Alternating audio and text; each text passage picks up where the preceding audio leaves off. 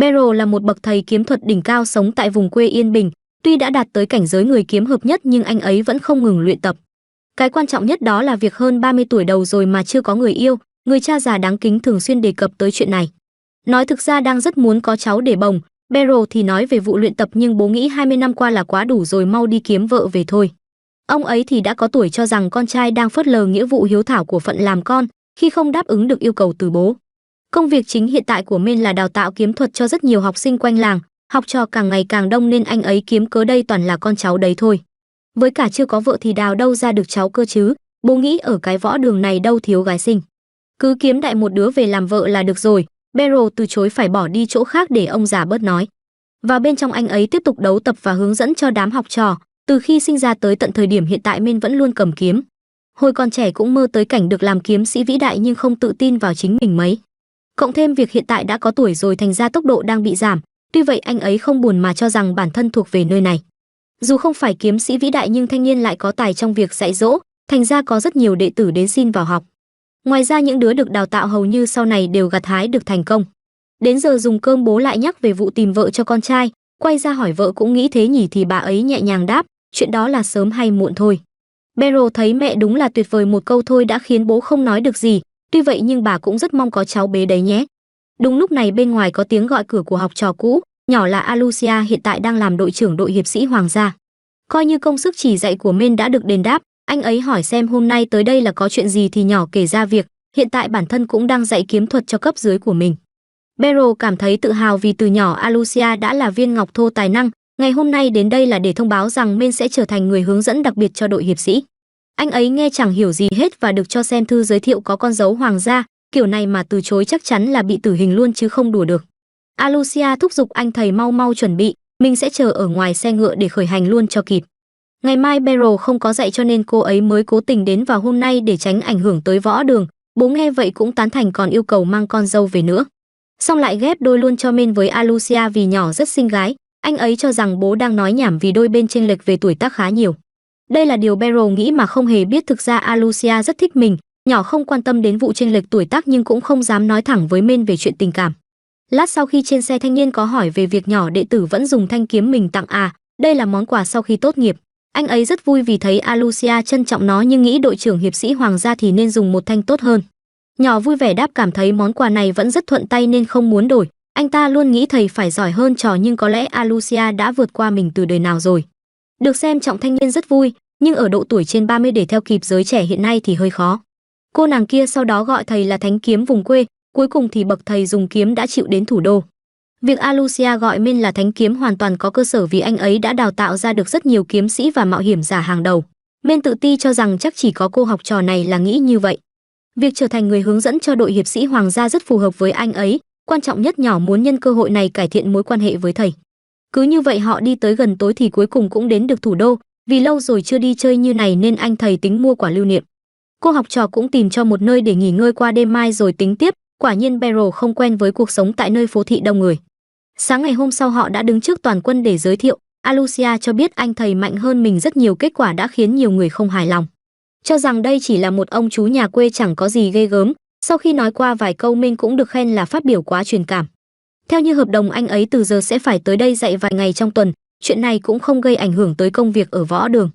Lúc này một em học trò khác chạy tới chào, nhỏ là Kuruni, đàn em cùng khóa với Alucia. Tuy vẫn còn non nhưng hiện tại cô nàng này cũng đang làm hiệp sĩ, nhớ lại cái hồi đó nhỏ này luôn cố gắng tập luyện để vào được đây. Giấc mơ coi như đã được thực hiện và công lao cũng là nhờ được Min chỉ dạy. Họ sẽ ở đây để hỗ trợ cho nên mong anh ấy cần gì thì cứ ra lệnh thoải mái. Đến tối thanh niên cũng về đến nhà trong tâm trạng rất vui. Và mừng hơn nữa khi hiện tại nhà đang có khách, đó là Jandrid, một trong những đệ tử ưu tú của Beryl. Thanh niên này hiện tại đã có gia đình con cái hết rồi. Chẳng bù cho thầy vẫn chưa mảnh tình nào cả, chính vì vậy bố mới yêu cầu con trai quay trở lại vương đô để tán gái. Còn việc dạy kiếm thuật ở võ đường cứ để Jandrid lo, yêu cầu cho tới khi nào lấy được vợ thì hãng quay về đây khiến Beryl sốc nặng. Hỏi ra mới biết thanh niên kia chuyển về quê sống là vì vợ mới sinh con, bản thân thì lại làm mạo hiểm giả, thành ra trong thời gian này muốn tìm nơi yên bình để sống. Min cảm thấy hơi phí phạm vì đã lên tới hạng bạch kim rồi mà giờ phải bỏ. Jandrid luôn ghi nhớ công ơn của anh thầy. Beryl cho rằng bản thân dạy nó từ 10 năm trước rồi, đạt được thành tựu như bây giờ là do nỗ lực của bản thân thôi chứ mình có giúp gì đâu. Mạo hiểm giả tuy giàu nhưng đi kèm với đấy là nguy hiểm, nên việc ở lại đây dạy kiếm cũng tốt. Ông già cực kỳ tin tưởng vào đứa đệ tử này, muốn bàn giao luôn cho thanh niên rồi đẩy con trai đến vương đô, như vậy coi như vẹn cả đôi đường. Beryl tuy không muốn nhưng bị dồn vào thế bí thành ra cũng đành chấp nhận. Kết quả hôm sau anh thầy lại phải đến nhờ Alucia đi tìm nhà trọ giúp mình, nhỏ cảm thấy thật may mắn vì như thế càng dễ để tán tỉnh ổng. Cái nhà trọ hôm trước ở qua đêm rất tốt, mỗi tội giá lại cao, hiện tại cần phải ở lại thành phố một thời gian cho nên ưu tiên hàng đầu là chọn chỗ nào rẻ rẻ chút. Cô nàng cũng rủ thầy qua nhà mình sống cho đỡ tốn tiền, nhưng Beryl từ chối thẳng vì như vậy đâu có được. Nghe vậy nhỏ hơi buồn xong lại rủ đi ăn uống coi đây chính là một buổi hẹn hò thực sự. Lúc này đột nhiên có người chỉ trích chỉ huy đội hiệp sĩ hoàng gia mà lại đi với người đàn ông lạ. Nghe vậy Beryl hơi lo lắng vì sợ mang tiếng cho Alucia, người nói là Lysandra kẻ thù không đội trời chung của nhỏ kia. Vì không muốn cãi nhau nên họ cũng bỏ đi chỗ khác, tuy nhiên cô nàng to con kia vẫn bám theo để hỏi xem người đàn ông được gọi là thầy này là ai. Men thì chưa nhìn thấy huy hiệu mạo hiểm giả màu đen bao giờ nên cũng tò mò, ngẩng mặt lên thì lại được Lysandra gọi là thầy vì thực tế nhỏ cũng được anh ấy chỉ dạy. Họ đã không gặp nhau một khoảng thời gian rất lâu rồi, bà cố khơi gợi lại ký ức hồi xưa nói bản thân đã được Men nhận nuôi và dạy kiếm thuật. Nghe vậy ổng cũng nhớ lại chuyện khi ấy, không ngờ từ một cô bé mà giờ đã lớn như này rồi. Lysandra vẫn luôn muốn kể cho anh thầy nghe về sự thành công của mình nhưng không có cơ hội, Men cười cười kêu lớn rồi thì ai cũng bận rộn. Được thấy em ấy trở thành người đáng ngưỡng mộ như này là vui rồi, hỏi về lý do họ đi cùng nhau thì Alucia cho biết, thầy đang là người hướng dẫn cho đội hiệp sĩ hoàng gia. Bản thân đang tìm chỗ trọ cho Men nữa, nghe vậy Lysandra cho rằng việc tìm nơi thích hợp không ai giỏi hơn mình. Điều này cũng có lý vì làm mạo hiểm giả bao nhiêu năm rồi mà lại, đôi bên cứ đấu đá lẫn nhau khiến Beryl khó hiểu. Tìm tới chiều thì cuối cùng họ đã có một nơi phù hợp với mọi tiêu chí Beryl đề ra, anh ấy cũng phải cảm ơn Alucia nữa. Xong khen hai đứa đúng là thân thiết nhỉ, họ cũng cười cười rồi xin phép ra về để anh thầy nghỉ ngơi. Sáng hôm sau là ngày đầu tiên Beryl bắt đầu đến rèn luyện cho các hiệp sĩ trẻ, tuy nhiên thanh niên đội phó không có chấp nhận. Để làm người hướng dẫn thì bắt buộc phải giỏi hơn họ cho nên muốn thử sức với anh thầy xem sao, Alucia cũng giới thiệu cho Men biết thanh niên này là Drow. Xong nhỏ còn tự tiện đồng ý thách đấu nữa chứ, coi đây là cơ hội tốt để cho họ thấy được thực lực. Tự dưng bị kéo vào trận chiến ổng đành phải chiều theo, mọi người tỏ vẻ coi thường, nghĩ Men chỉ được đội trưởng ca ngợi thôi chứ làm gì có chuyện anh ấy mạnh như lời đồn. Ổng cũng chẳng để tâm vì bản thân sau cùng chỉ là ông chú trung niên thôi, muốn ít nhất sẽ không làm mất mặt trước giới trẻ. Trận đấu cũng được bắt đầu, theo đánh giá Drow có lực chém rất mạnh, tuy nhiên kỹ thuật thì hơi kém, chỉ cần làm chệch hướng đòn tấn công là có thể hạ gục một cách dễ dàng. Mọi người nhìn vậy cho rằng Men đã ăn may, trên thực tế anh ấy đã cố dừng lại kịp lúc để không gây tổn hại tới người khác. Thanh niên kia tiếp tục tấn công bằng toàn bộ sức mạnh, quả thực tốc độ và uy lực của mỗi cú chém đều rất khủng. Nhưng cách ra đòn quá đơn giản và dễ đoán, bị đánh bật ra liên tục cậu ta tung ra tuyệt kỹ mạnh nhất.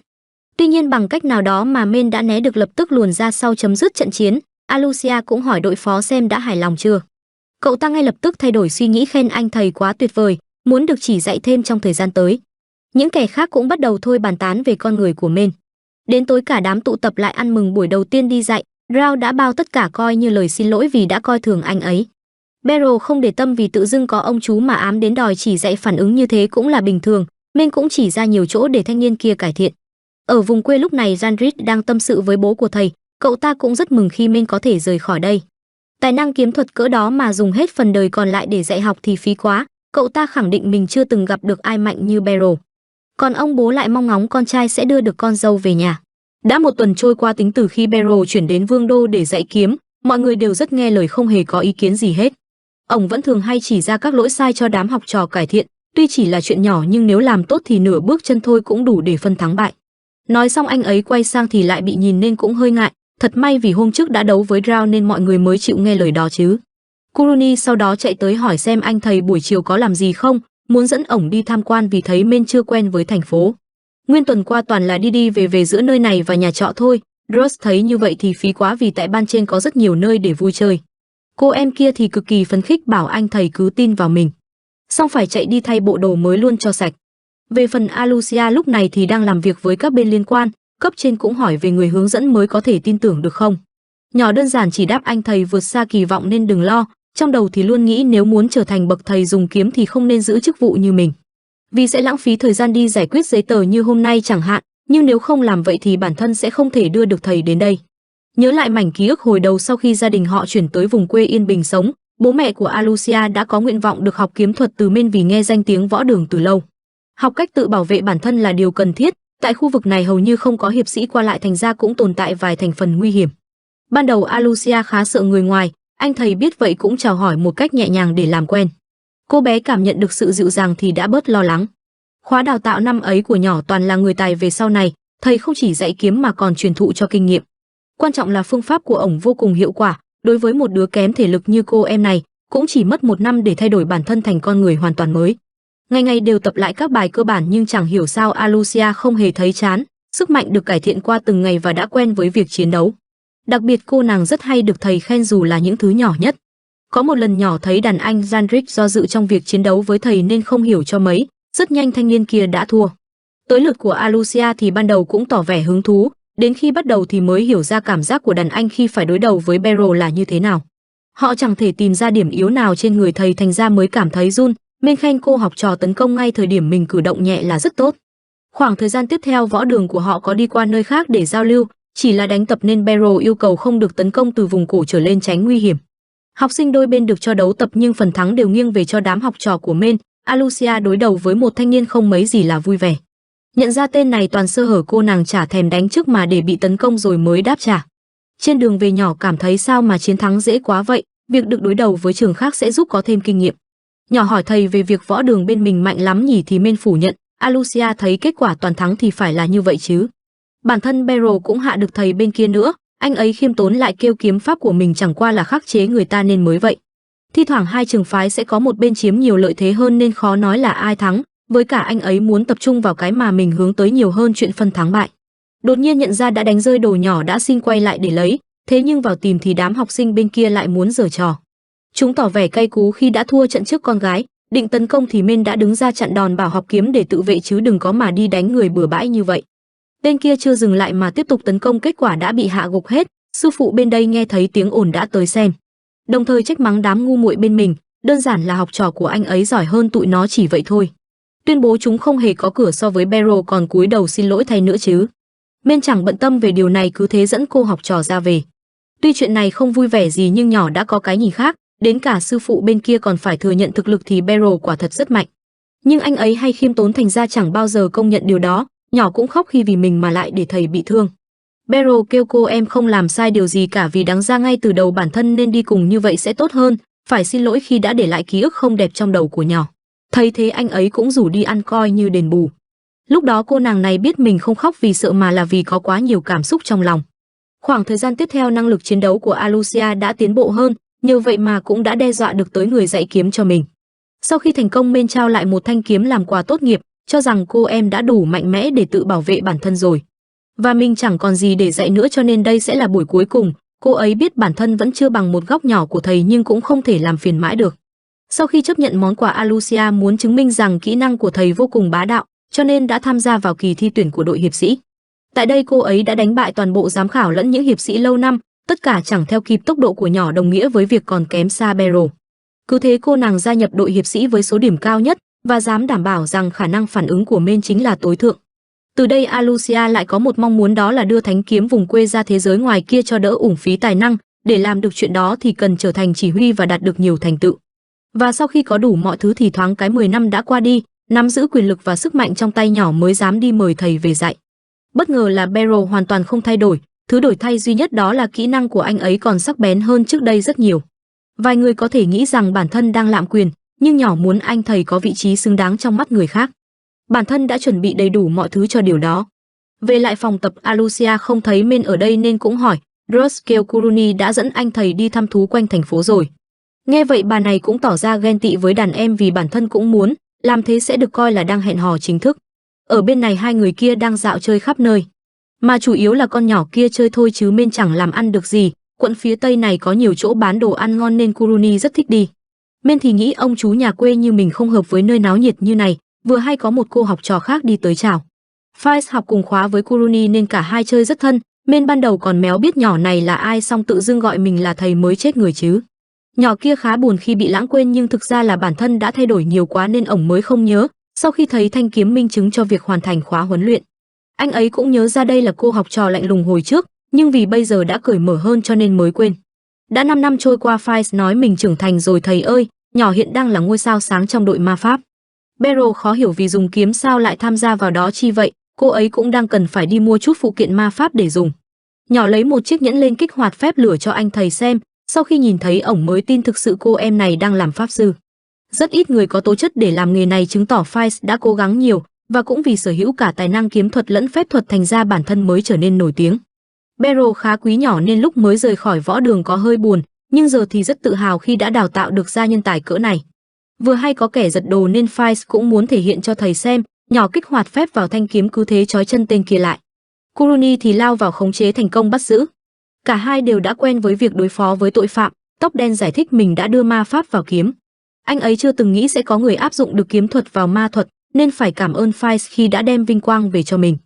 Sáng sớm hôm sau ổng dậy sớm đi bộ chút, muốn làm gì đó để đỡ bị coi là ông chú nhà quê. Lúc này ai đó cứ bám theo gọi mà Mendes thèm trả lời nên người ta cũng cáu. Quay lại nhìn thì thấy đó là một cô bé nên Beryl hỏi xem có đi lạc không. Thực ra bà này đến tìm là có ý đồ cả vì biết Men là thầy dạy kiếm cho Fice. Giới thiệu thì nhỏ là Lucy chỉ huy ma pháp đoàn, cha nội kia còn tưởng trẻ con thời nay thích mấy trò như này thì cũng bị mắng. Bảo tôi không hề đùa đâu nhé, với cả bản thân có khi còn trên tuổi Men nữa đấy, anh ấy đếch tin thì đã được thể hiện cho xem. Lucy sau đó lừa bảo đi dạo có bạn đồng hành mới vui nên cũng dẫn ổng đi qua chỗ khác. Sau khi nghe Fice kể về sư phụ, bà rất hứng thú, cho biết con bé đấy rất háo hức khi được gặp lại Men. Kiếm ma pháp thì không thể chê vào đâu, khen thầy dạy kiếm rất giỏi. Beryl khiêm tốn cho rằng mọi thứ đều là do Fice nỗ lực. Bản thân chỉ đơn thuần dạy các cái cơ bản, còn hỏi xem cô bé này có muốn học không nữa chứ. Câu này vừa hay đã đúng ý nên cũng lộ ra mục đích, đó là được so tài với anh thầy dạy kiếm. Việc được đấu với đối thủ mạnh sẽ khiến bản thân mạnh hơn, trận chiến ngay lập tức được nổ ra. Ban đầu Men còn tưởng chỉ đùa cho vui thôi. Ai ngờ bà tạo ra hàng đống phép để đe dọa luôn mà nên cũng phải rút kiếm. Tuy vẫn chưa có làm nóng người nhưng để tự vệ thì bắt buộc phải đánh. Bà kia cho rằng quan trọng nhất là phải thấy được sự tiến bộ của bản thân. Và cách tốt nhất đó chính là đánh nhau với một đối thủ mạnh, hỏi trong mắt Men mình không đạt chuẩn để thử à. Anh ấy khiêm tốn kêu mình đâu có mạnh đến mức để làm chuyện này cơ chứ. Lucy thì muốn thử mới biết được lập tức tạo ra quả cầu lửa khổng lồ ném tới. Beryl buộc phải né đồng thời tìm cách tiếp cận chứ cứ để như này sẽ bị nướng chín mất. Nhỏ kia thì liên tục tung ra hàng đống chiêu thức. Hết lửa rồi lại đến băng, nhưng nhiêu đây mới chỉ là bắt đầu chứ vẫn chưa hết sức. Ít nhất phép thuật băng còn có thể chém được nên anh thầy không gặp vấn đề gì. Cô nàng kia công nhận quả thực ổng rất mạnh, vì không muốn làm người ta bị thương nặng, cho nên Men quyết định tấn công bất ngờ bằng chuôi kiếm. Bằng tốc độ của mình, Beryl thành công áp sát nhưng chưa kịp làm gì thì toàn thân đối thủ đã bốc hỏa để đẩy lùi anh thầy ra xa. Lucy cười khuyên Men đừng lên tiếp cận như thế. Tính ra người dùng ma pháp mà có thể trên cơ hơn so với bậc thầy kiếm thuật thì đúng là kinh khủng thật, và không chỉ dừng lại ở đó, nhỏ còn muốn tung ra loại phép mạnh hơn. Anh thầy thấy vậy cũng tìm cách né tránh, cơn mưa lửa cứ thế trút xuống và được biết ổng chưa từng đối đầu với ma pháp sư bao giờ. Cảm giác này đúng là tệ thật khi rất khó có thể tiếp cận, nếu không nhờ phản xạ đỉnh cao thì chắc trận đấu đã kết thúc luôn rồi. Bà kia bắt đầu nghiêm túc tạo ra tảng băng khổng lồ hòng đè bẹp, tuy nhiên anh ấy đã chém bay nó về phía chủ để tạo khoảng trống. Lucy dùng lửa đánh bốc hơi tảng băng để Beryl tiếp cận một lần nữa, tuy nhiên cô ấy còn chưa dùng tới toàn bộ ma pháp nên đối thủ tiếp tục bị đẩy lùi.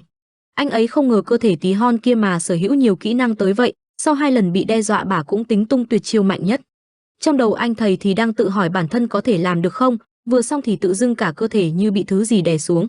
Áp lực Lucy gây ra vô cùng lớn, rung chuyển cả một vùng. Còn tưởng đâu đang có động đất đấy chứ, Men nghĩ nếu dính chiêu này chắc chắn là sẽ chết. Thật may bà kia đã chủ động dừng tay không muốn đánh nữa, nhỏ cũng tự nhận mình cứ như trẻ con vậy khi bày ra trò này. Nếu đòn phép cuối cùng còn không làm được Beryl lung lay thì chịu rồi, bản thân cứ tưởng là đã canh đúng thời điểm để giành chiến thắng, ai ngờ Men lại mạnh tới vậy. Ổng cảm ơn vì cô nhóc đã dừng lại, xong hỏi nếu như dính phải phép vừa nãy thì sẽ bị gì. Lucy nói thẳng về việc chắc chắn sẽ bị nổ banh xác khiến anh thầy sợ quá, bà kia thì chẳng tỏ vẻ gì, kêu nếu kiềm chế thì không đến mức nát bét ra đâu, vẫn để người thân hốt về được. Sau vụ giao đấu này cô ấy đã hiểu tại sao Fice lại ngưỡng mộ anh ấy đến vậy, và bản thân cũng chưa từng thắng được cha mình ở nhà nữa là. Lucy thầm nghĩ thế chắc ông già đó hẳn phải mạnh lắm. Tiện đây cũng muốn biết đòn tấn công lúc nãy từ mình đã khiến ổng cảm thấy lạnh sống lưng à. Men cười bảo pha đấy đúng là khó khăn thật, khiến đối thủ cười theo. Còn hẹn lần tới sẽ gặp nhau tại học viện ma pháp nữa chứ, hứa sẽ bù đắp lại cho anh ấy những gì xảy ra hôm nay. Beryl thì chẳng có tài năng về thể loại này nhưng cũng muốn thử cho biết. Lucy còn đưa ra yêu cầu, bảo nếu như mình học được phép nào mới thì sẽ tìm tới như hôm nay để thử, đúng là vãi lúa thật. Chuyển cảnh đến trưa, Fice đã tới đoàn hiệp sĩ để giao thuốc hồi phục, đồng thời muốn nói chuyện với thầy một chút. Đội hiệp sĩ thì luôn đặt làm thuốc ma thuật ở chỗ của cô ấy, cái này có vẻ thú vị ra phết vì mỗi lần bị thương anh ấy toàn dùng loại làm từ thảo dược thôi. Cô học trò cũng phải tặng lại cho Men một lọ để tạ lỗi vụ đánh nhau hồi sáng, bản thân đã nghe ngài Lucy kể lại rồi. Đến lúc này Men mới tin người ta chính là đoàn trưởng thật sự. Files kêu nhìn bà trẻ như vậy là nhờ ma thuật cả đấy chứ thực ra chẳng ai ở đây biết tuổi của bà. Beryl cũng nhận lấy món quà và không có trách nhỏ học trò gì hết. Lúc này Alucia đã có mặt muốn nói chuyện với Men vài thứ. Thấy thế cô em kia cũng xin đi trước rồi hẹn gặp thầy sau. Vào trong phòng thì được nghe Lysandra muốn nhờ giúp sức, nhỏ đại diện cho hội mạo hiểm giả và cũng đã được đoàn hiệp sĩ cho phép mời Men tới hỗ trợ. Đây là yêu cầu từ chủ Gui nhưng không hiểu sao người ta lại biết tới Men mà mời nữa. Beryl hỏi xem mình cần phải dạy gì thì cô học trò kia kêu để chuẩn bị cho cuộc chinh phục hầm ngục đầu tiên. Và khả năng ứng phó nếu xảy ra tình huống khẩn cấp thì cần có tài năng kiếm thuật của thầy. Nói về hầm ngục thì hồi xưa anh ấy cũng từng thử sức rồi, vì vật phẩm từ quái vật bán rất có giá trị. Nếu may mắn có khi còn vớ được cả dương kho báu nữa, tuy nhiên nó lại rất nguy hiểm khiến Men ám ảnh tới tận bây giờ. Kiểu như vào lần đầu mà bị đánh cho bầm dập thì đúng là sợ thật. Lysandra thì nghĩ nếu là thầy thì sẽ chẳng có vấn đề gì cả. Đối với Alucia thì không quan tâm tới lời đề nghị này mấy. Nhưng nhỏ lại muốn người khác nhìn nhận sức mạnh của thầy. Bà kia nghe vậy cũng tán thành, và vẫn như mọi khi hai đứa lại quay ra cắn nhau không ai nhường ai. Nhìn cái cảnh này Men chẳng biết nói gì, cảm thấy họ dường như chẳng chịu hòa thuận một phút giây nào vậy. Trước mắt Lysandra muốn thầy đi nói chuyện với chủ Gui trước, luật lệ của đoàn hiệp sĩ thì không ảnh hưởng tới người hướng dẫn. Cho nên Beryl có thể thoải mái làm điều mình muốn. Bất ngờ là trụ sở của hội mạo hiểm giả lại nằm ngay bên cạnh đoàn hiệp sĩ, cứ thế cô học trò đưa thầy vào trong. Lucy cũng đang có mặt tại đây lập tức mời anh ấy ngồi xuống, ổng tự hỏi sao nhỏ lại tỏ ra như ở nhà vậy nhỉ? Quan trọng hơn là đến đây có việc gì? Cô ấy cho biết thực ra bản thân đã nghe tin đối thủ sẽ đến nên mới ghé qua đó mà. Lysandra kêu bà chính là người quen của chủ Gui. Ông ấy đứng lên giới thiệu mình là Nidus. Nói chung thì rất tin tưởng vào Men vì là người mà mạo hiểm giả hàng đầu như Lysandra giới thiệu. Nghe vậy Lucy cũng tiến cử anh ấy nữa càng khiến ổng an tâm mặc dù người ta đã đồng ý giúp đâu. Lão già kia giới thiệu về anh trợ lý tên Megan. Từ giờ đôi bên sẽ làm việc chung.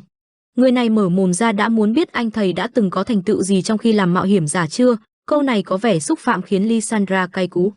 Megan vẫn không nhân nhượng dù có là chỉ huy ma pháp đoàn tiến cử, người nghiệp dư thì không nên vào hầm ngục vì nó rất nguy hiểm.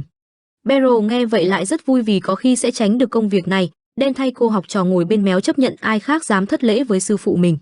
Anh ta kêu gần đây có nhiều báo cáo về các chủng quái vật biến dị, đương nhiên hội sẽ chịu trách nhiệm nếu xảy ra mệnh hệ gì. Nhưng tốt nhất là vẫn nên từ bỏ ngay khi bắt đầu nếu như không có kinh nghiệm. Để có căn cứ Megan yêu cầu hai thầy trò họ đấu với nhau bằng toàn bộ sức mạnh, như vậy có thể xác nhận tận mắt tài năng kiếm thuật của Men có đủ trình tham gia chuyến đi này hay không. Tự dưng lại bị bắt đối đầu với nhỏ kia Men không bằng lòng mấy, tuy nhiên em ấy lại rất thích đồng ý cho cả hai luôn mới ác. Cứ như vậy họ tới khu huấn luyện trước sự chứng kiến của rất đông mạo hiểm giả, hiếm khi có người dám đấu với nhỏ vì thuộc hạng rất cao. Cảm giác đúng là áp lực thật. Còn với Lysandra thì đã mong đợi cái ngày này từ rất lâu rồi, nhớ lại quá khứ ngày trước của cô nàng thì vô cùng tội nghiệp. Sinh ra trong gia đình làm thương nhân nhỏ với bố mẹ phải đi khắp nơi kiếm sống, và ngày hôm ấy họ đã bị quái vật tấn công ngay trên đường. Cha mẹ để bảo vệ mạng sống cho con đã đẩy cô bé ra ngoài, vô tình lại rơi xuống nước như vậy ít nhất cũng giúp Lysandra chạy thoát. Chính Beryl là người đã tìm thấy cô bé rồi đưa về cứu chữa, thời gian đầu nhỏ thường xuyên lên cơn đau khi nhớ về cha mẹ. Men cũng xin được chăm sóc nhỏ cho tới khi tìm được mái ấm gia đình mới, và cứ thế cô bé đã bắt đầu bén duyên với kiếm thuật. Được thầy khen nhỏ cũng bắt đầu vui vẻ hơn chút, qua từng ngày Lysandra đã lấy lại được sức sống. Đã thế còn được nhận định rằng rất hợp với nghề mạo hiểm giả nữa chứ. Khoảng thời gian sau đã có đôi vợ chồng đứng ra nhận nuôi nhỏ, tuy khá buồn nhưng chuyện này rất tốt để cô bé phát triển về sau, chứ cứ ở vùng quê này mãi không ổn. Vài năm tiếp theo Lysandra đã trở thành mạo hiểm giả hạng vàng, có lần gặp được đám cướp không nói không rằng bà đã lao vào khô máu với chúng. Có hai lý do để nhỏ trở thành mạo hiểm giả như bây giờ, một là để tránh cho người khác gặp phải thảm kịch như mình hồi bé, và hai là để truyền bá trường phái kiếm thuật đỉnh cao của thầy. Họ vẫn cúi chào nhau một cách chân thành giống như hồi xưa, điều này khiến Beryl rất vui vì đây vẫn là học trò của mình. Bản thân cũng chơi hết sức để đáp lại kỳ vọng của nhỏ, hiện tại Lysandra đang dùng song kiếm. Kỹ năng quả nhiên vượt xa người bình thường tuy vậy Men vẫn đỡ được hết, tốc độ của họ vô cùng kinh khủng khiến Lucy hài lòng. Anh ấy biết Lysandra luôn nghiêm túc trong luyện tập nên mới mạnh được như này, tuy vậy cô nàng lại có điểm yếu kết quả đã bị Men khai thác. Chỉ trong 2 chiêu anh ta đã quật ngã được cô học trò và kết thúc trận chiến với phần thắng nghiêng về mình. Sau pha này Lysandra khen thầy vẫn mạnh như ngày nào. Ổng khiêm tốn kêu để thêm 10 giây nữa bản thân sẽ thua mất, đồng thời chỉ ra điểm yếu bên tay trái cho nhỏ. Megan sau chuyện này đã cúi đầu xin lỗi khi lại nghi ngờ, chủ Gui cũng nhờ cậy hết vào anh ấy từ nay hãy hỗ trợ các mạo hiểm giả mới hoàn thành nhiệm vụ. Qua hôm sau hai thầy trò cũng bắt đầu công việc luôn, Porta, Nidri và Salikas là 3 đứa may mắn sẽ được hướng dẫn. Họ đều là mạo hiểm giả danh bạc nên cũng có chút kinh nghiệm. Bước vào hầm ngục, cả ba dùng vật phẩm ma pháp để xác định số lượng quái ở gần. Rất nhanh họ đã loại bỏ được đám goblin. Dưới sự giám sát của hai người kia, cả ba rất tự tin hoàn thành nhiệm vụ đầu tiên. Tuy vậy Lysandra cảm thấy hôm nay lạ quá vì lượng quái đã bị giảm đi rất nhiều. Men vừa cảm nhận được điều gì đó thì Porta đã bị nó tấn công. Hai thầy trò lập tức lao ra giúp đỡ và nhận ra sinh vật kia là quái vật đặc biệt. Lysandra gọi nó là Xenograble và lý do quái vật trong hầm ngục ít đi chính là vì con này đã ăn sạch.